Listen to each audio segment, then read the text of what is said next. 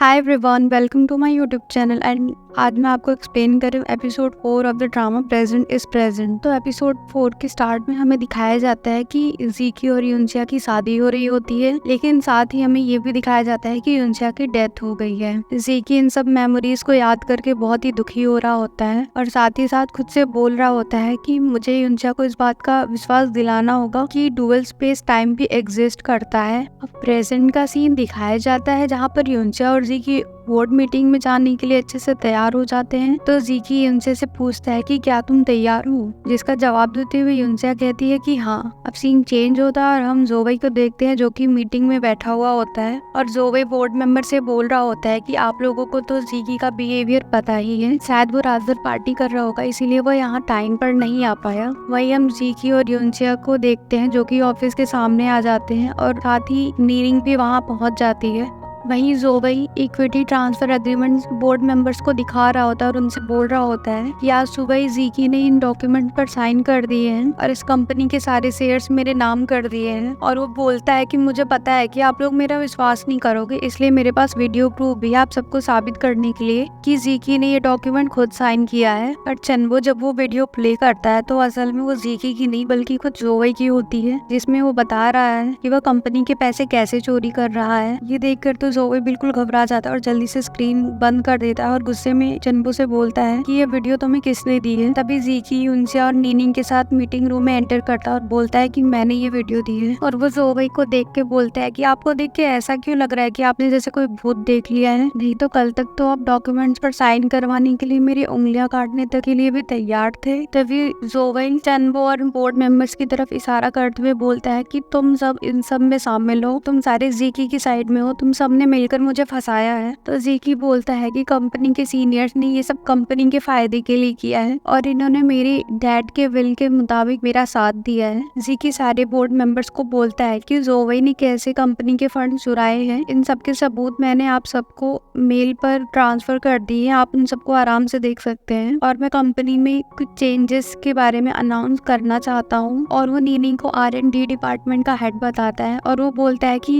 युनसिया आपसे PR team की director होगी। तभी ज़ीकी नीनिंग से बोलता है कि तुम सभी शेयर होल्डर्स को अपने साथ लेकर जाओ एविडेंस चेक करने के लिए, और वो सारे वहाँ से चले जाते हैं। वहीं जोवई ज़ीकी को देखकर बोलता है कि मुझे तुम्हें पहले ही मार देना चाहिए था। तो ज़ीकी बोलता है जब से मेरी डैड की डेथ हुई है मैं तुम्हें तब से बर्दाश्त कर रहा हूँ और मेरी डैड की मौत से पहले आखिरी कॉल तुम्हारी थी, आखिर तुमने मेरे डैड से क्या बात करी थी। यहाँ हम फ्लैशबैक देखते हैं जहाँ ज़ीकी अपने डैड का फोन चेक कर रहा होता है। तो जोवई बोलता है कि तुम इन सब से कुछ भी साबित नहीं कर पाओगे और तुम्हें क्या लगता है तुम चैन से रह लोगे मुझे इस कंपनी से निकालने के बाद, और एक दिन मैं तुमसे सब कुछ छीन लूंगा जो भी तुम्हारे पास है। और सिक्योरिटी उसे पकड़कर वहाँ से लेकर जाती है। अब ज़ीकी की उसके ऑफिस में आते ही सिंगनैंग उसे जोर से हक कर लेता है और बोलता है फाइनली अब हम लोग सुकून से रह सकते हैं। उसे देखकर ज़ीकी बोलता है कि तुम यहाँ क्या कर रहे हो। तो सिंगनैंग बोलता है ऑफ कोर्स मैं तुम्हारे साथ सेलिब्रेट करने आया हूँ और मैंने तुम्हारे लिए अपनी शिफ्ट भी चेंज कर ली है। तो नीनिंग बोलती है तुम वाकई में इसके बहुत अच्छे दोस्त हो। तो सिंगनैंग बोलता है हाँ। तो सिंगनैंग बोलता है अब तो जोवई भी पकड़ा गया, अब तो हमें सेलिब्रेट करना चाहिए। ये बात सुनकर ज़ीकी कुछ खुश नहीं दिखाई दे रहा होता है। तो सिंगनैंग उससे बोलता है कि तुम अभी भी क्यों अपसेट दिखाई दे रहे हो। तो ज़ीकी बोलता है कि जोवई तो पकड़ा गया पर मुझे अभी भी लग रहा है कि वो कुछ छुपा रहा है। सिंगनैंग बोलता है अभी तुम्हें युनसिया के बारे में सोचना चाहिए, अब तुम मुझसे और झूठ नहीं बोल सकते। तो ज़ीकी बोलता है हाँ तुम सही बोल रहे हो, मुझे लगा था कि अगर युनसिया को सारी सच्चाई पता लग जाएगी तो इससे वो बहुत अफेक्ट होगी और इसीलिए मैंने उससे सब कुछ छुपाया, इवन हमारा पास्ट भी। लेकिन अब मुझे रियलाइज हो रहा है कि मेरी इस सोच की वजह से मैंने युनसिया की विशेष को कभी भी रियलाइज नहीं किया और मेरे सेल्फिश नेचर की वजह से उसका सपना भी टूट गया। मुझे अभी भी याद है कि युनसिया ने अपने इंटरव्यू में कहा था कि किसी भी क्राइसिस को खत्म करने के बाद उसे जो सेटिस्फैक्शन मिलता है उससे वो बहुत खुश होती है। और क्योंकि अब सब कुछ ठीक हो चुका है तो मुझसे जहाँ तक हो पाएगा मैं उसके सपने को पूरा करने की पूरी कोशिश करूंगा और मैं उसको खुद के बारे में भी याद दिलाने की पूरी कोशिश करूंगा। तभी ज़ीकी को एक कॉल आती है जिसे सुनकर वो शॉक हो जाता है। तो सिंगनैंग पूछता है कि क्या हुआ। तो ज़ीकी बोलता है कि जोवई भाग गया और वो बोलता है कि जरूर जोवई के पीछे भी कोई है। और नीनिंग बोलती है कि मैं जल्दी से जल्दी जोवई को ढूंढने की कोशिश करूंगी। अब सीन चेंज होता है और हम युनसिया और ज़ीकी को देखते जहाँ जीकी यूनसा से बोल रहा होता है कि क्या तुम्हें पब्लिक रिलेशंस में काम करना अच्छा नहीं लगता।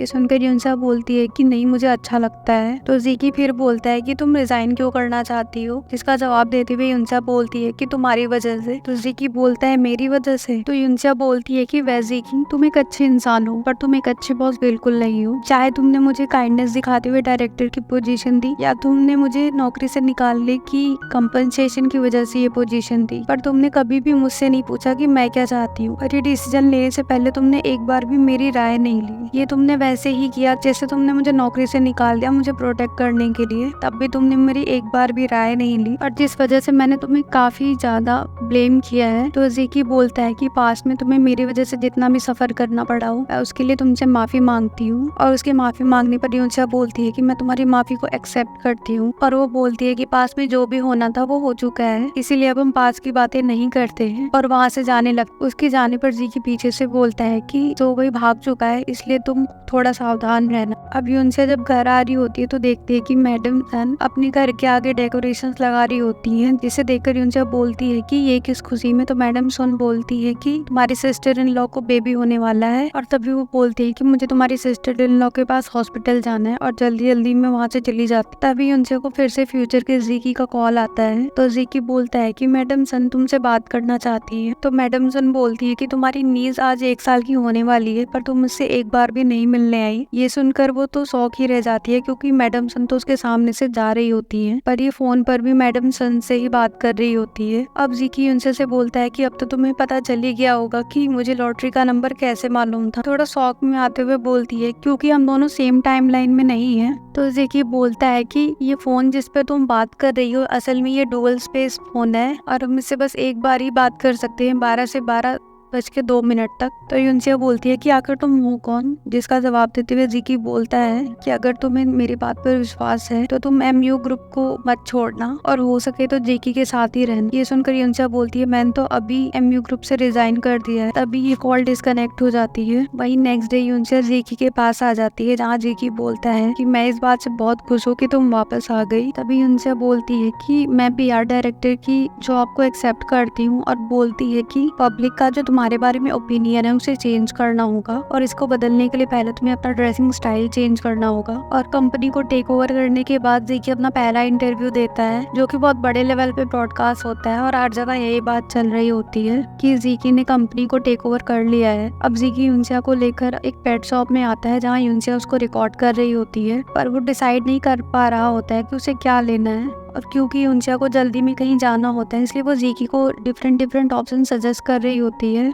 फाइनली जीकी एक पैरेट लेने का डिसाइड करता है, और उसे यूनसा को दिखाते हुए बोलता है कि ये पैरेट कुछ जाना पहचाना नहीं लग रहा। तो यूनसा बोलती है हाँ मुझे कुछ याद आ रहा है, मुझे लगता है ये बर्ड तुम्हारे लिए परफेक्ट है, तुम्हें इसे ले लेना चाहिए। और उसकी एक फोटो ले लेती है और बोलती है कि अब क्योंकि तुमने अपना पेट खरीद लिया इसलिए मुझे अब कहीं जाना है, और वहाँ से चली जाती है। अब यूनसा एक कैफे में बैठी होती है, और जीकी वहीं दूर से उसको कैफे में बैठे हुए देख रहा होता है, और सिंगयंग से बात भी कर रहा होता है, और बोलता है कि ये पैरेट बिल्कुल वैसा ही दिखाई देता है जैसा हमारे पास बचपन में था। फिर आखिर में यूनसा ने इसको क्यों नहीं पहचाना, शायद वो सब कुछ भूल चुकी। तो सिंगनिंग बोलता है इस बात को 10 साल हो गए हैं, और वैसे भी सारे बर्ड्स तो एक जैसे ही दिखाई देते हैं। तो जीकी बोलता है इस कैफे में वो अपनी ब्लाइंड डेट से मिलने आई है। वहीं वो देखता है कि यूनसा का ब्लाइंड डेट आ गया है। चाहे यूनसा पेशेंट से बोलती है कि मैं तुम्हें ये बताने के लिए यहाँ पर आई हूँ कि मेरा अभी शादी करने का कोई प्लान नहीं है। तो पेशेंट यूनसा से बोलता है कि मैं भी MU में ही काम करता हूँ, और मैं तुमसे यहाँ इसलिए मिलने आया हूँ क्योंकि मुझे तुमसे एक फेवर चाहिए। तो यूनसा बोलती है कि कौन सा फेवर। तो पेशेंट बोलता है कि एक लड़की है जिसे मैं बहुत लाइक करता हूँ, पर मेरे घर वाले उसको अप्रूव नहीं कर रहे हैं, और मुझे जबरदस्ती यहाँ पर भेज दिया है, तो क्या तुम मेरे साथ एक्टिंग कर सकती। और वहीं जीकी उन दोनों को बात करता हुआ देखकर बहुत ही जेलस हो रहा होता है। तो सिंगनिंग से बोलता है कि अगर तुमसे ये सब नहीं देखा जा रहा तो तुम पैरेट लेकर जाओ और उसे सब कुछ सच सच बता दो। इतने में कैफे का स्टाफ जीकी के पास आता है और उसे बोलता है कि कैफे में पेट्स लाना अलाउड नहीं है, इसलिए जीकी अब कैफे से बाहर आ जाता है और यूनसा के सामने से ही जाता है। जीकी को वहाँ से जाता हुआ देखकर यूनसा भी शॉक हो रही होती है। तभी वो सिंगनन से बोलता है कि यूनसिया ने उसे मैसेज किया है। तो सिंगनन पूछता है कि उसने क्या बोला है। तो वो बोलता है कि उसने मुझसे बोला है कि सनग्लासेस पहन लो ताकि मेरी वजह से पीआर डिपार्टमेंट को और ज्यादा काम ना करना पड़े। तो सिंगनन बोलता है कि इसका मतलब हो तुम्हारी वजह से शर्मिंदा हो रही है। तो ज़िकी बोलता है नहीं ऐसा कुछ नहीं है, मैंने आज ही इंटरव्यू दिया है और उसे बस ये चिंता है कि अगर मेरी इमेज खराब हो गई तो कंपनी को और भी नुकसान उठाना पड़ सकता है। और ज़िकी बोलता है कि जब सही टाइम आएगा तो मैं यूनसिया को अपने बारे में सब कुछ सच-सच बता दूंगा। अब वापस घर आने के बाद ज़िकी यूनसिया के ही हाई स्कूल के नेम प्लेट को देख रहा होता है, जहाँ उसे पास का सीन याद आता है जहाँ यूनसिया को कुछ लोग तंग कर रहे होते हैं, जिनसे बचने के लिए यूनसिया ज़िकी के घर पर आ जाती है। और यूनसिया बोलती है कि मैं नीचे ही रहती हूँ और मुझे उन लोगों से बचाने के लिए तुम्हारा शुक्रिया। और वो ज़िकी को अपना नाम बताती है, जहाँ पे वो पैरट भी होता है जो कि यूनसिया का नाम सुनते ही बार बार उसका नाम लेने लगता है। और वो ज़िकी से बोलती है कि मुझे पता है तुम अंकल हंग के बेटे हो, उन्होंने तुम्हारे बारे में बहुत कुछ बताया है। और पूछती है कि तुम्हारा नाम क्या है, पर ज़िकी कोई जवाब नहीं देता। तो यूनसिया बोलती है ठीक है मैं तुम्हें ब्रदर ही बोल देती हूँ। अब सीन प्रेजेंट में आता है जहाँ ज़िकी खुद से बोल रहा होता है कि यूनसिया क्या तुम मुझे सच में भूल गई हो। और यहीं पर ये एपिसोड समाप्त हो जाता है।